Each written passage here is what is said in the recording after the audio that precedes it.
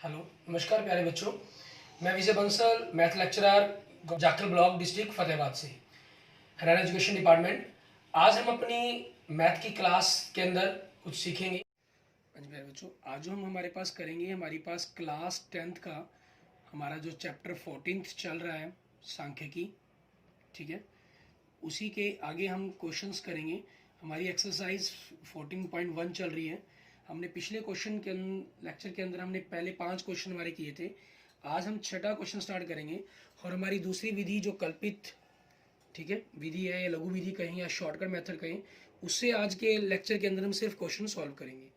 Question number 6 से 9 तक करेंगे हम, ठीक है। उसके बाद अगर हमारे पास टाइम बचा तो पहले 5 क्वेश्चन में भी आपको लघु विधि से क्वेश्चन को सॉल्व करके दिखाया जाएगा। इसमें देखिए आपके पास क्या है, जैसे छठा क्वेश्चन कह रहा है निम्नलिखित सारणी किसी मोहल्ले के 20-25 परिवारों में भोजन पर हुए दैनिक व्यय को दर्शाती है, ठीक है। आपको खर्चा दिया गया है। उसके बाद लास्ट में क्या कह रहा है, एक उपयुक्त विधि द्वारा भोजन पर हुआ माध्य व्यय ज्ञात कीजिए, ठीक है। दैनिक व्यय दिया गया आपको। जैसे मैंने आपको पहले ही कहा कि जो हम आज विधि लगाएंगे वो हमारे पास, ठीक है, लघु विधि या कल्पित विधि कहीं, शॉर्टकट मेथड, उसका यूज करेंगे। दैनिक व्यय 100 से 150 रुपये तक, 150 से 200, 200 से 250, 250 से 300 और 300 से 350। और आपको परिवारों की संख्या इन्होंने दी हुई है, ठीक है। परिवारों की संख्या मीन्स आपके लिए एक प्रकार से FI दिया गया है। वो कितने हैं, 4, 5, 12 परिवार, 2 परिवार और 2, टोटल 25 परिवार हैं ये आपके पास। आप इनका जोड़ करके देखना चाहे जोड़ भी कर सकते हैं। 4 और 5 9, 9 और 12 21, 21 और 2 23, 23 और 2 25। उसके बाद आपको क्या करना होता है, XI ज्ञात करते हैं आप, ठीक है। जो हमने प्रत्यक्ष विधि में किया वही सेम काम कर रहे हैं यहाँ पर। मनी XI मतलब मध्य बिंदु कहीं या वर्ग चिन्ह कहीं, दोनों का जोड़ करके आधा। 100 और 150 का जोड़ 250, आधा 125। 150 और 200 का जोड़ 350, आधा 175। 50-50 का अंतर है, देखो 50 बढ़ा तो यहाँ भी 50-50 बढ़ता चला जाएगा। 225, 275 और 325। अब यहाँ पर हमने नया काम क्या करना है हमारी इस लघु विधि के अंदर कहीं या, ठीक है, कल्पित विधि के अंदर कहीं, इसमें हमने नया काम क्या किया, हम XI को एक काल्पनिक, एक कल्पित विधि से कहा जाता है, एक काल्पनिक के अंदर माध्य के अंदर बदलते हैं, ठीक है। इसमें हम क्या करते हैं, XI में से एक काल्पनिक माध्य घटा देते हैं, ठीक है। ए आप इनमें से किसी भी एक को एक काल्पनिक माध्य मान लेते हैं, वो आपकी चॉइस है। आप 125 को माने, 325 को माने, लेकिन हमारे आंकड़ों को थोड़ा सा इजी करने के लिए हम क्या करते हैं, हमेशा बीच में से रकम को मान लेते हैं। 5 है तो बीच वाली मान ली, 6 होती तो तीसरी या चौथी में से किसी को मान लेते हैं, ठीक है। हमने क्या किया, इसको ए मान लिया, एक काल्पनिक माध्य मान लिया हमने। अब सभी में से 225 घटाया, 125 में से 225 घटाया -100, 175 में से 225 घटाया -50, 225 में से 225 घटाया 0, 275 में से 225 घटाया 50, 325 में से 225 घटाया 100। ये सिर्फ हम इसलिए करते हैं, आपको इतनी बड़ी संख्या को इनसे गुना करना पड़ता, वो संख्याएं छोटी हो गई आपकी। उसके बाद FI और DI की आप गुना करेंगे। -100 को 4 से गुना किया -400, 50 को 5 से गुना किया -250, 0 को 0, 50 को 2 से गुना किया 100, ठीक है। आगे देखेंगे हमारे पास 100 को 2 से गुना किया 200, ठीक है। अब हमारे पास कुछ संख्याएं धनात्मक है, कुछ धनात्मक, इनको जोड़ लेंगे। -650 इनको जोड़ा हमने, +300, फिर इन सभी का जोड़ आपके पास माध्य FI DI, सॉरी समेशन, माध्य क्या गया आपके पास, एक ऋणात्मक है, एक धनात्मक है, कुछ संख्याओं का जोड़, तो कुछ ऋणात्मक और कुछ धनात्मक होने के कारण हम इनको आपस में घटाएंगे। 650 में से 300 घटा दिए, 350। हमारे पास बड़ी संख्या ऋणात्मक है तो ये -350 बन जाएगा। अब माध्य ज्ञात करने के लिए आपका summation of FI DI bye n, आप यही फार्मूला यूज करते रहे हैं पीछे प्रत्यक्ष विधि में भी, यहाँ भी हम वही करेंगे, लेकिन इसमें जो माध्य निकलेगा वो आपका D का निकलेगा। हमें माध्य किसका चाहिए, X का, ठीक है। तो आपके पास ये D का माध्य निकला। हमने D में क्या किया, कैसे मिला था हमें, एक काल्पनिक माध्य घटाने पर। तो D से वापस X लेने के लिए हम क्या करेंगे, हमारा जो काल्पनिक माध्य है उसको हम वापस इसमें जोड़ देंगे। ये आपके पास कितना है, 225, ठीक है, प्लस आपके पास इन सभी का जोड़ 350 बटा में 25, 25 को आप इनसे काट देंगे, 25 से 25, 10 बचा, 25 चौके 100, ठीक है। तो 225 माइनस 14 मीन्स 211 रुपये, ठीक है। आपके पास आपके क्वेश्चंस का ये आंसर आ जाएगा, ठीक है। आप प्रत्यक्ष विधि से करेंगे तब भी यही आंसर बनेगा, ठीक है। तीसरी विधि जो हमने यहाँ पर नहीं की है, अभी सीखी है, पग विचलन विधि, उससे करेंगे, उससे भी आपके पास यही आंसर ही बनेगा हमारे पास, ठीक है। इसके बाद देखते हैं हमारे पास हमारा नेक्स्ट क्वेश्चन, क्वेश्चन नंबर 7। इसमें आपके पास क्या दे रहा है, ठीक है। इसमें कह रहा है कि ना वायु में सल्फर डाइऑक्साइड की सांद्रता भाग प्रति मिलियन को ज्ञात करने के लिए एक नगर के 30 मोहल्लों से आंकड़े एकत्र किए गए, ठीक है। और उनकी सांद्रता आपको दी गई है इन्होंने। क्वेश्चन नंबर 7, S2 की सांद्रता, ठीक है, ये आपको दिया गया। क्या कह रहा है, 0.00 से 0.04 तक, 0.04 से 0.08 तक, 0.08 से 0.12, 0.12 से 0.16, 0.16 से 0.20, 0.20 से 0.24, ठीक है। और इनकी बारंबारता दी हुई है इन्होंने, ठीक है। बारंबारता कितनी मीन्स FI आपको क्या दिया गया, इनका 4, 9, 9, 2, 4, 2, और इन सभी का योग आपके पास n, सिग्मा FI कह लें इसको, या सिंपल आपके पास वो चीज़ n से लिख लें। आपसे वायु में S2 की सांद्रता का माध्य ज्ञात करने के लिए उन्होंने कहा है। 30 मोहल्लों की बात की है, तो 30 मोहल्ले हैं, तो 30 इनका जोड़ बनेगा, चेक करना चाहे चेक कर सकते हैं। 9 और 4 13, 13 और 9 22, 22 और 2 24, 24 4 28, 28 और 2 30। उसके बाद हमें क्या करना होता है, XI मीन्स इन दोनों का जोड़ करके आधा कर देना। आपने 4 और 0 का जोड़ किया, 4 आधा 2, तो ये 0.02 बन जाएगा। 8 और 4 का जोड़ 12, 12 का आधा 6, ठीक है, तो ये 0.06 बनेगा।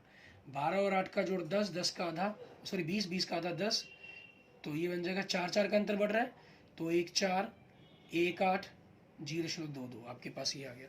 अब हम क्योंकि लघु या कल्पित विधि कर रहे हैं, इसमें हम क्या करेंगे, XI को DI के अंदर बदलेंगे। XI में से आपका एक काल्पनिक माध्य घटाएंगे हम, ठीक है, हमने A घटाया, A आपके पास इनमें से किसी को ही मान लेंगे आप, मान लेते हैं आपने इसको मान लिया 10 को, तो 0.02 में से आप 0.10 घटाएंगे, 10 में से 2 हो गया 8, तो 0.08 माइनस का माइनस 0.04, ये 0 हो जाएगा। 0, ठीक है, 10 घटाकर 0.04, 0.08, 0.12, ठीक है। उसके बाद FI और DI की गुना, इसको गुना करना है, 8 चौके 32, तो माइनस 0.32, 4 9 36, तो 0.36, ये 0 हो जाएगा। 4 दूनी 8, तो 0.08, 8 चौके 32, 0.32, 12 दूनी 24, 0.24, इन सभी का जोड़ करना है आपको। सिग्मा FI DI, माइनस वाले अलग जोड़ देंगे, माइनस 0.68, और प्लस वाले अलग जोड़ देंगे। 8 और 2 10, 10 और 4 14 हैं, असल 1, 3 और 2 5 और 1 6, ठीक है। 68 में से 64 घटा देंगे, आपके पास सिंपल 4 बचा, तो 0.04, बड़ी रकम माइनस किया तो माइनस का आ जाएगा आपके पास यहाँ पर, ठीक है। अब माध्य ज्ञात करने के लिए आपको x का माध्य ज्ञात करना है। Sigma FI DI bye n करेंगे तो आपके पास d का माध्य निकलेगा, लेकिन हमें माध्य चाहिए x का, ठीक है। तो आपने AD कैसे बना था, x में से एक काल्पनिक माध्य घटाया था, यहाँ हम क्या करेंगे, a आपका जोड़ देंगे, ठीक है। a आपके पास कितना है, 0.10,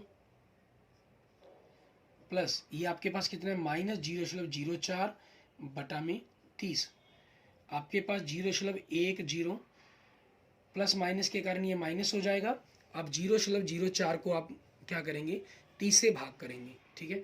30 से भाग करने पर देखेंगे क्या बनता है, या सिंपल दशमलव की रकम को छोटा करना ईजी करना हो तो ऊपर दशमलव के बाद 2 अक्षर हैं, तो 4 बटा में आपने नीचे 2 जीरो और लगा दी, मीन 4 बटा में 30,000, ठीक है। आपके पास अप्रोक्सीमेट ये बन जाएगा, उसके अकॉर्डिंग ही आप अपने आंसर को फाइंड आउट कर सकते हैं कि क्या रहेगा हमारे पास, ठीक है। अब हमारे पास 4 को 30,000 से हमें भाग करना है, 4 को 30,000 से भाग करना है, तो ये देखिए हमारे पास किस प्रकार से भाग होगा, सॉरी 30,000 के 3,000 से। आपके पास जाता नहीं, ना जाने की जीरो, दशमलव लग गया हमारे पास एक, फिर नहीं जा रहा तो ज़ीरो, फिर जीरो लग जाएगी हमारे पास, नहीं जा रहा ना जाने के कारण फिर एक जीरो और ले लेंगे हम, ठीक है। तो आपके पास ये 3,000 एक पे चला गया। अब आपके पास यहाँ से 1000 बचा, ठीक है। ये स्टेप आगे भी चल सकते हैं, लेकिन आपके पास दशमलव के 2 अंक थे, ये 3 अंक तक चला गया आपके पास, ठीक है। तो इसलिए हमें आगे इसको भाग करने की जरूरत ही नहीं है। आपके पास क्या बना, 0.001, आगे की जरूरत ही नहीं है। इसमें दशमलव के बाद 3 अंक है, इसमें 2 अंक है, तो बराबर करने के लिए हम ये कर देंगे। मीन 100 में से आपने एक घटा दिया 99, तो 0.099, ठीक है। 3 दशमलव स्थान तक रखना है ना हमें, तो ये हमारे पास हमारा आंसर बन जाएगा।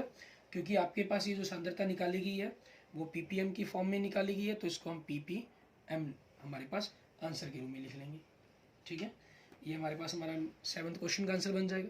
इसके बाद देखते हैं हमारे पास हमारा नेक्स्ट क्वेश्चन, क्वेश्चन नंबर 8। उसमें हमें क्या कह रहा है, कहना किसी कक्षा की अध्यापिका ने पूरे सत्र के लिए अपनी कक्षा के 40 विद्यार्थियों की अनुपस्थिति निम्नलिखित रूप में रिकॉर्ड की, और एक विद्यार्थी जितने दिन अनुपस्थित रहा उनका माध्य ज्ञात कीजिए कि क्या रहा होगा, ठीक है। दिनों की संख्या में दी गई है, क्वेश्चन नंबर 8, दिनों की संख्या क्या कह रहा है, 0 से 6, 6 से 10, 10 से 14, 14 से 20, 20 से 28, 28 से 38, 38 से 40, ठीक है।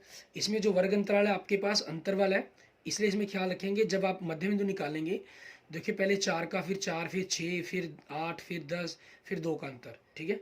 तो इसलिए इन सभी के अंदर आपको जोड़कर आधा ही करना पड़ेगा। अगर आप सिंपल लिखने की कोशिश करेंगे विद्यार्थियों की संख्या FI, ठीक है, वो आपको दी गई 11, 10, 7, 4, 4, 3, 1, इन सभी का जोड़ किया आपने 40, ठीक है।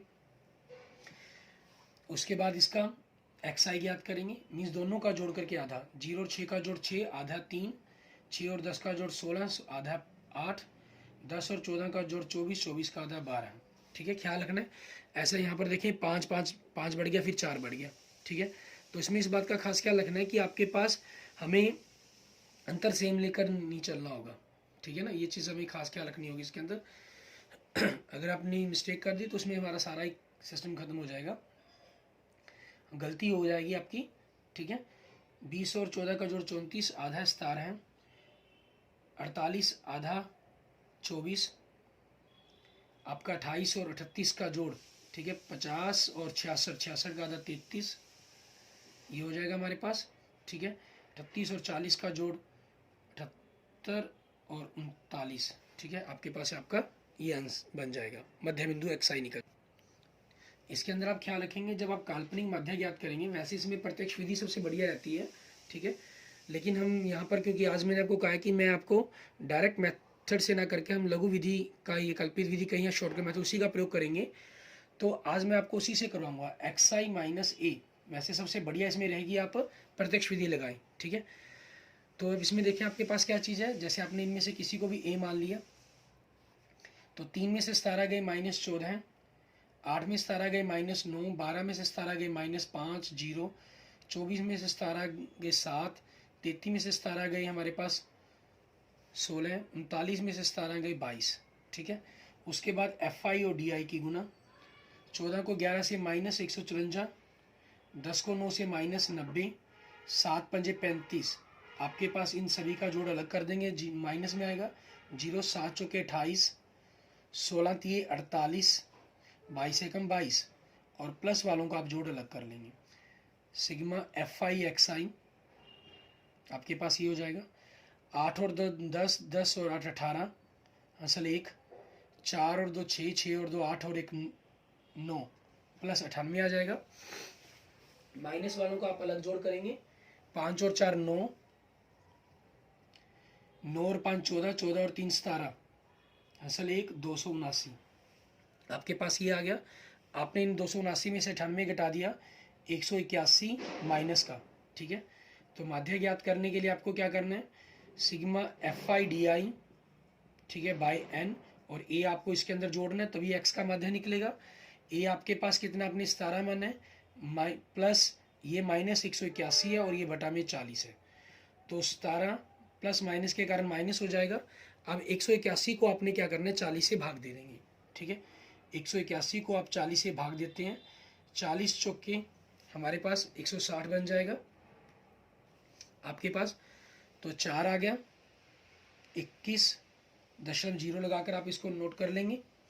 हमारे पास 210, 40 पंजे 200.5 हो गया आपके पास। ठीक है, 10, 40 दूनी 80, 2 आपके पास हो जाएगा। ठीक है, इन चीज़ों के अंदर अकॉर्डिंग आप करेंगे क्वेश्चंस को। ठीक है, आपके पास ये आ गया 4.52। अब आपको 17 में से घटाना है, तो 17.00 लिखकर आप घटा देंगे इनको, 8, 4, 2, 1।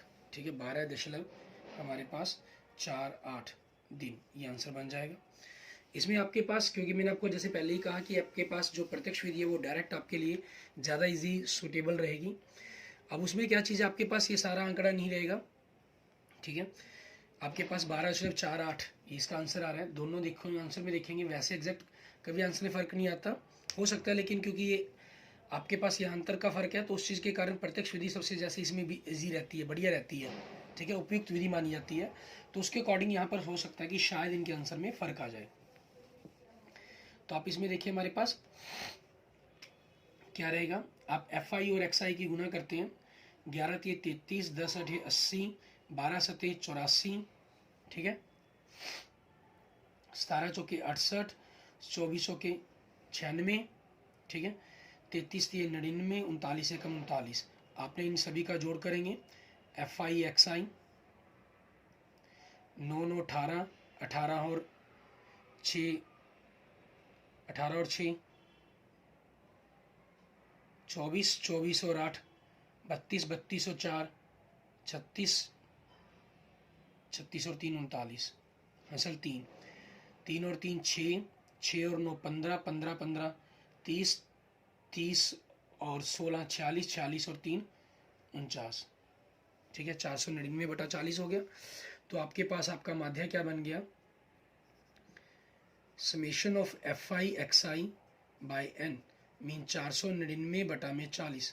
ठीक है, आप इनको भाग करते हैं, देखें 499/40, 40 से कम 40, 9 99, 40 दूनी 80, 2 19, दशमलव लगाकर 0 उतार ली, 40 चौके 160, 4 3 ऊपर से फिर 0 उतार ली, 300, 40 सत्ते 280, 7 ये 20 बचा, रिमाइंडर आपके पास क्योंकि हाफ या हाफ से ज़्यादा हो गया तो 48, 12.48 एग्जैक्ट आंसर यही बन रहा है, आंसर में फ़र्क नहीं आ रहा है यहाँ पर।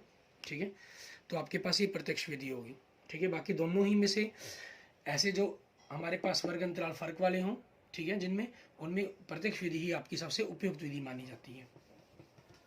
और आगे देखेंगे हमारे पास हमारी एक्सरसाइज का लास्ट क्वेश्चन। ठीक है, उसके बाद आपके पास हम किसी और क्वेश्चंस को भी करना हुआ तो हम अपने समय के अकॉर्डिंग देखेंगे कि क्या रहता है हमारा। हमारे क्वेश्चन नंबर 9 में क्या कह रहा है, ये के अंदर निम्नलिखित सारणी 35 नगरों की साक्षरता दर दर्शाती है, माध्य साक्षरता दर ज्ञात कीजिए, क्या होगी। ठीक है, आपको साक्षरता दर दी हुई है, इन्होंने किसके अंदर दी हुई है, प्रतिशत के अंदर, 45 से 55 तक, 55 से 65 तक, 65 से 75 तक, और 75 से 85 तक, 85 से 95 तक। उसके बाद नगरों की संख्या आपको दी गई है। ठीक है, मीन्स एफ आई हो जाएगा आपके लिए, वो दिया गया 3, 10, 11, 8 और 3, इन सभी का जोड़, क्योंकि 35 नगर आपको इन्होंने खुद दिया तो हमने 35 जोड़ बनेगा, चेक करना चाहे कर लें। 10 और 3 13, 13 और 11 24, 24 और 32, 32 और 3 35। उसके बाद एक्स आई ज्ञात करेंगे, मध्य बिंदु, इन दोनों का जोड़ करके आधा 100, 100 का आधा 50, 120, 120 का आधा 60, 10-10 का अंतर है सभी में, तो 70, 80 और 90 ये बन जाएगा हमारे पास। ठीक है, उसके बाद हम क्या करेंगे, हमारे पास एफ आई सॉरी इसको बदलेंगे हम, एक्स आई को पहले प्रत्यक्ष विधि लगाने लगे थे हम। अच्छा, इसके अंदर एक चीज़ का खास ख्याल रखना होता है आपको आपने डी आई को एक्स आई माइनस ए किया ए। क्वेश्चन नंबर 8 जिनके अंदर आपके पास फर्क था, ठीक है, इनमें आपने कभी भी पग विचलन विधि नहीं ली यूज़ करनी, ठीक है, क्योंकि पग ऐसा नहीं है कि क्वेश्चन सॉल्व नहीं हो सकता पग विचलन विधि से, लेकिन उसके अंदर फिर आपको स्पेशल कुछ बातों का अलग से ध्यान करना पड़ता है, ठीक है, वो आपके हमेशा ही स्टेप के अंदर गलती होने के चांसेस बढ़ जाते हैं। तो इसलिए ऐसे जिनके अंदर आपके पास क्लास इंटरवल के बीच में गैप अगर डिफरेंट हो, ठीक है, उसमें या तो कोशिश करें आप प्रत्यक्ष विधि का ही प्रयोग करें, ठीक है, आपके पास जो मैंने आपको क्वेश्चन नंबर 8 में द्वारा यूज़ करके दिखाई है, या फिर आप लघु या हम क्या लेते हैं कल्पित विधि, ठीक है, कल्पित विधि का प्रयोग करें आप, ठीक है, वो आपके लिए सबसे बेस्ट रहता है। सबसे बेस्ट रहती है प्रत्यक्ष विधि आपके पास। और पग विचलन का तो कभी प्रयोग ना करें, इसमें कोई प्रॉब्लम नहीं है, कोई अलग से कुछ फॉर्मूला या कंसेप्ट को हमें रिमाइंड करने की जरूरत नहीं होती, ठीक है। और यहाँ पर आप देखें, क्योंकि हमने क्वेश्चन नंबर 9 हमने क्या किया, एक डी एक्स आई को डी आई में बदल दिया, एक कल्पित मान घटाकर। कल्पित आपने 70 घटाया तो ये -20 -10 0 10 और 20 बन गया। उसके बाद आपने एफ आई और डी आई की गुना करेंगे। 20 को आपने 3 से गुना किया -60, 10 को 10 से गुना किया 100 -100, माइनस की संख्या ही होगी 160, 0 को 11 से गुना किया 0, 10 को 8 से गुना किया 80, 20 को 30 से गुना किया 60, इन दोनों को जोड़ा आपने 140। फिर इन सभी का जोड़ आपके पास summation F I D I, 160 में से 140 घटाए 20, बड़ी रकम माइनस तो माइनस। ये आपके पास मोस्टली सभी क्वेश्चनों के अंदर ये आपके पास नेगेटिव ही आई है, कोई ज़रूरी नहीं है कि हमेशा ही ये नेगेटिव आए, ठीक है ना। ये आप जैसे क्वेश्चंस करके देखेंगे आपको पता चल जाएगा। एक्सरसाइज के सभी क्वेश्चंस को आप ट्राई करेंगे कल्पित विधि से, ठीक है। तो sigma F I D I by N और ए इसमें क्या किया जाएगा, जोड़ा जाएगा। ए आपका 70 था प्लस -20 बटा में 35, ठीक है। अब 70 माइनस के कारण यहाँ पर माइनस का निशान हो जाएगा, और आपने क्या करना है, अभी 20 को 35 से आप भाग करेंगे, ठीक है। 20 को 35 से भाग करने के लिए आपने, ठीक है, हमने दशमलव से अलग से भाग कर लेते हैं कि क्या बनता है आपके पास, उसी हिसाब से हमारे पास आंसर आ जाएगा। 20 को 35 से भाग करना है, अब 35 पे जाता नहीं, ना जाने के कारण 0 लगाकर दशमलव आ जाएगा आपका। 35 छिके हमारे पास 210 होता है, तो 6 पर नहीं जाएगा, 5 पर जाएगा। 75, 25 बचा 250, 210 होता है जैसे आपको 6 पर, 7 पर 245 हो जाएगा, 7 0.57 ये आपके पास आ गया। तो यहाँ से आपके पास क्या बनेगा, जब हमें इनको घटाना है तो 70.00 करके घटाएंगे, 0.00, क्योंकि यहाँ दशमलव के बाद 2 अक्षर हैं, तो 0.57 घटा दिया हमने, 3 4 9 6, ठीक है, 69.43%, ठीक है। आपके पास आपके क्वेश्चंस का ये आंसर बन जाएगा हमारे पास क्वेश्चन नंबर 9 का, ठीक है। ऐसे ही आप अपने क्या कर सकते हैं, बाकी क्वेश्चंस को कंप्लीट करेंगे। और इसमें मैं आपको जो हमारी अज्ञात बारंबारता वाला क्वेश्चन है उसको आपको करवा रहा हूँ, उसको आप कैसे कर सकते हैं इसके अंदर, ठीक है। बाकी क्वेश्चन आपके पास पहला, दूसरा, तीसरा, चौथा, पांचवा, 5 क्वेश्चन हमने किए थे, ठीक है। पहला, दूसरा, चौथा, पांचवा आप कर सकते हैं। इसमें मैं आपको तीसरा क्वेश्चन करवा रहा हूँ, अज्ञात बारंबारता वाला। क्वेश्चन नंबर 3, निम्नलिखित बंटन एक मोहल्ले के बच्चों का दैनिक जेब खर्च दर्शाता है। माध्य जेब खर्च 18 रुपये दिया गया है। लुप्त बारंबारता आपको ज्ञात करनी है। दैनिक जेब भत्ता, ठीक है, रुपयों में ये आपको दिया गया 11 से 13, 13 से 15, 15 से 17, 17 से 19, 19 से 21, 21 से 23, 23 से 25। उसके बाद बच्चों की संख्या मीन्स एफ आई दिया गया आपको 7, 6, 9, 13, एफ 5, 4, इन सभी का जोड़ आपने किया, ठीक है। एफ आपका अलग जुड़ेगा, बाकी इनको जोड़ लेंगे, 5 और 4 9, 9 और 13 22, 22 और 9 31, 31 और 6 37, 37 और 7 44। उसके बाद आपने एक्स आई निकालना है, मध्य बिंदु कहें या वर्ग चिन्ह कहें हम, ठीक है। मीन्स दोनों का जोड़ करके आधा, क्योंकि सभी में 2 2 का अंतर है, ठीक है, इसलिए 2 2 बढ़ता जाएगा। 11 और 13 का जोड़ 24, 24 का आधा 12, 13 और 15 का जोड़ आपके पास 28, 28 का आधा 14, 2 2 बढ़ता जाएगा 16, 18, 20, 22 और 24, ठीक है। उसके बाद आपने डी आई ज्ञात करना है एक्स आई से, ठीक है। मीन्स xi में से कोई काल्पनिक मान घटाएंगे आप। अब काल्पनिक मान इनमें से कौन सा मान है? 7 संख्याएं हैं, बीच में आपकी 18 बनती है, ठीक है।